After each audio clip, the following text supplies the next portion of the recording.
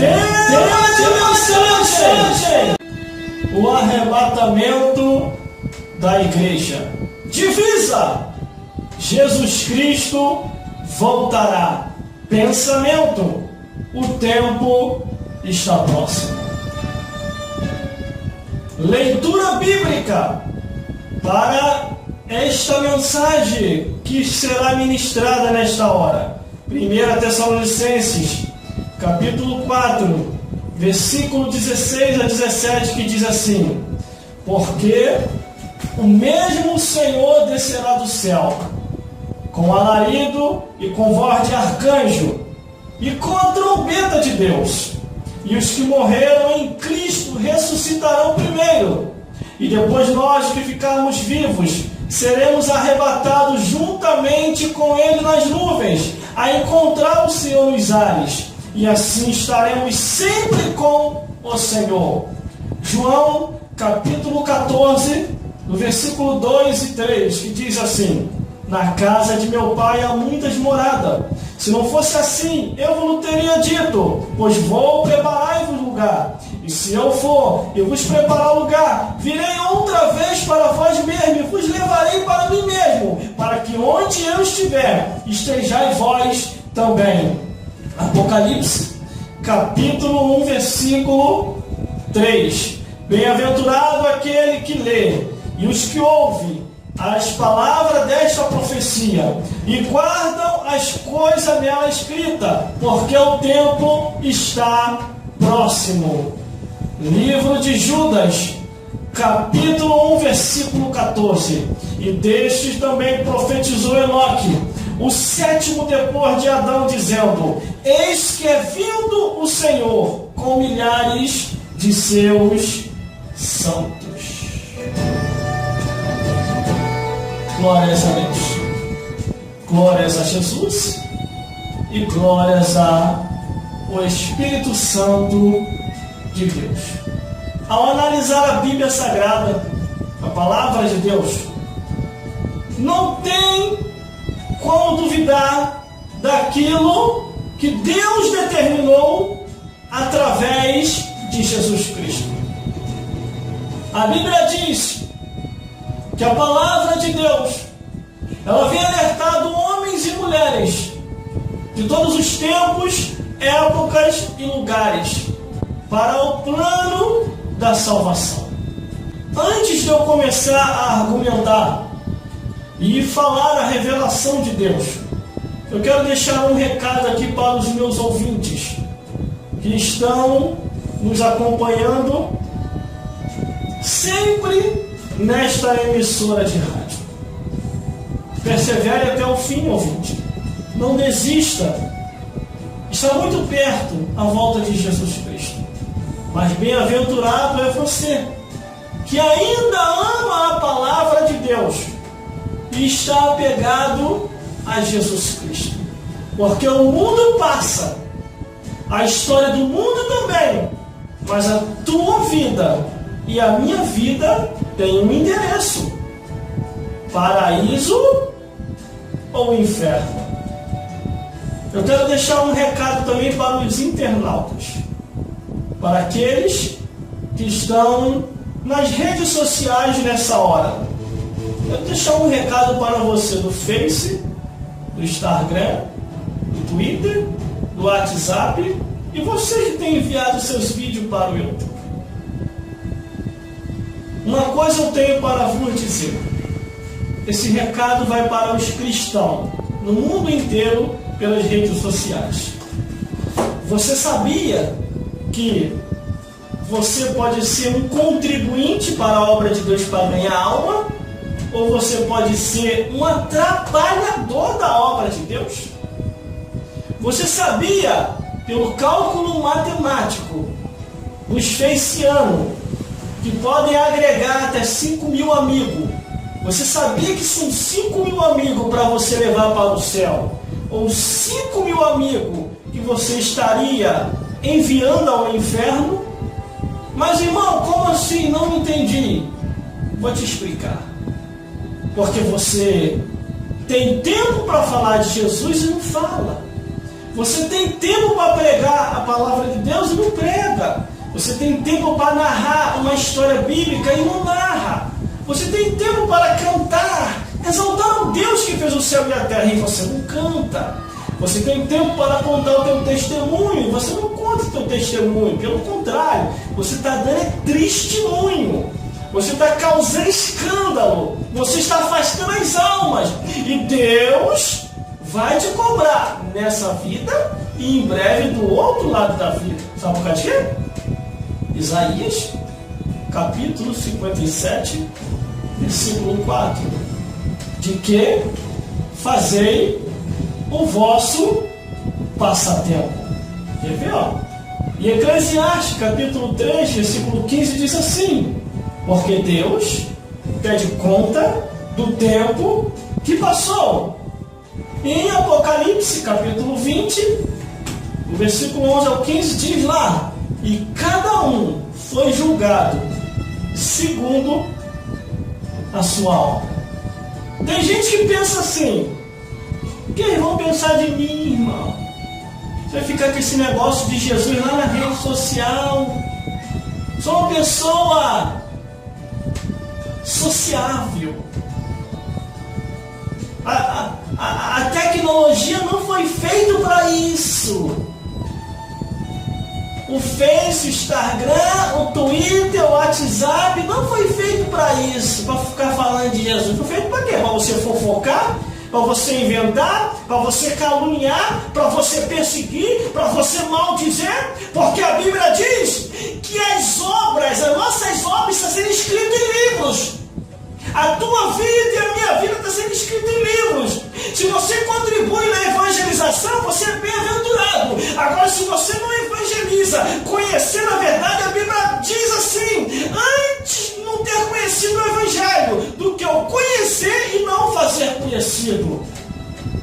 Deus está te vendo. Mas vamos lá. Glórias a Deus. Ao analisar a Bíblia Sagrada, a palavra de Deus, Jesus Cristo falou para os seus discípulos dizendo que o tempo dele havia se chegado. Jesus Cristo falou que era necessário ele ir para que o Consolador viesse. Jesus Cristo falou que quando o Consolador viesse ao mundo, o Consolador ia convencer o homem e a mulher do pecado, da justiça e do juízo. Então vamos ao mando da revelação. Ao analisar a Bíblia Sagrada, os tempos atuais e a nossa época, nós temos observado que já está perto da volta de Jesus Cristo. O arrebatamento da igreja vai acontecer e muita gente vai ser deixado para trás. Por quê, irmão? Muita gente vai ser deixado para trás porque Jesus falou que muitos são chamados e são poucos os escolhidos. Mas ao observar a Bíblia Sagrada, aqui na abertura de 1 Tessalonicenses capítulo 4, versículo 16 ao 17 diz: porque o mesmo Senhor descerá do céu com alarido e com voz de arcanjo e com a trombeta de Deus, e os que morreram em Cristo Jesus ressuscitarão primeiro, e depois nós que ficarmos vivos seremos arrebatados juntamente com o Senhor, e estaremos sempre com o Senhor nos ares. Glórias a Deus, glórias a Jesus e glórias ao Espírito Santo. Irmão, já vai fazer 20 anos que eu estou na igreja. E a mensagem do arrebatamento da igreja nunca saiu do meu coração. Porque eu sempre tive na minha mente: se Jesus não vir agora, a morte vem. Se a morte não vir, Jesus vem. E a Bíblia diz que muitos não provarão a morte, serão arrebatados vivo.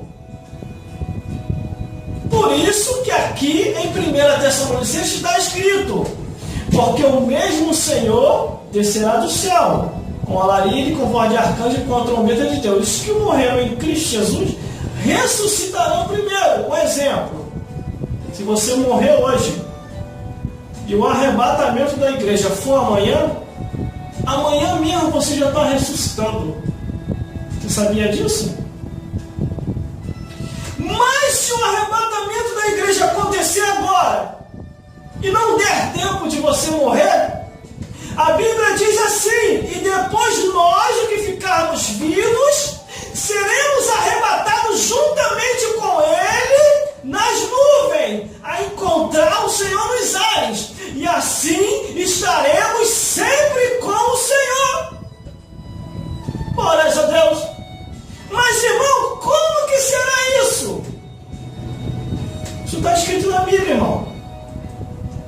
Como que será? Está escrito na Bíblia. Você não lê a Escritura. Você interpreta muito bem todos os clubes de futebol. Você interpreta muito bem o final de uma novela. Você sabe até dizer como que aquele filme vai terminar. Mas a história do arrebatamento, a história da volta de Jesus, a história do tempo está próximo, você está confuso. A tua mente não consegue raciocinar. Por quê? Porque você vive mais para essa vida do que para o reino dos céus. Mas, irmão, como que será o arrebatamento dos vivos? Enoque. A Bíblia diz que Enoque andou com Deus. Enoque agradara a Deus. E Deus arrebatou Enoque para si, vivo. Isso está lá em Gênesis. Confirmado no livro de Hebreus, na história dos heróis da fé do livro de Hebreus. Glórias a Deus. Mas, irmão, só tem Enoque como exemplo? Não! Tem também Elias. Deus falou que ia arrancar Elias vivo da terra. Ele não ia provar a morte. Aí o que Elias fez? Porque Deus ordenou Elias dizendo assim: Elias, prepara um substituto, porque já está chegando a hora de eu te tirar da terra. Elias preparou o substituto e fez a pergunta para o seu substituto, dizendo assim: pede-me o que tu queres, porque eu não estarei mais nessa vida. O seu substituto, Eliseu, disse assim: eu quero porção dobrada, o Espírito que dá sobre ti. E Elias falou: uma coisa me pediste, mas se você me vê eu subindo, o receberás. E a Bíblia diz que carros de fogo com cavalos de fogo passou entre Elias e Eliseu e separou um do outro e levou Elias aos céus num redemoinho vivo. Temos dois exemplos na Bíblia. Como que será o arrebatamento dos vivos? Irmão, e dos mortos? Como que será a ressurreição? Precisa eu falar? Jesus morreu e ressuscitou. E Jesus falou: assim como Ele é, nós seremos também. O que está acontecendo, irmão, é que as pessoas precisam se aprofundar na Escritura. As pessoas precisam abandonar o mundanismo. Os pastores dos tempos atuais precisam deixar de ser mundano e passar a ser mais espiritual, passar a ensinar mais essa doutrina, parar de falar de futebol nos púlpitos, parar de falar de entretenimento no púlpito. O púlpito da igreja, a congregação, não é lugar de palhaço, não é lugar de clube de futebol, não é lugar de noveleiro. A congregação é lugar de adoradores, daqueles que estão se preparando e estão preparados para o arrebatamento da igreja. Glórias a Deus.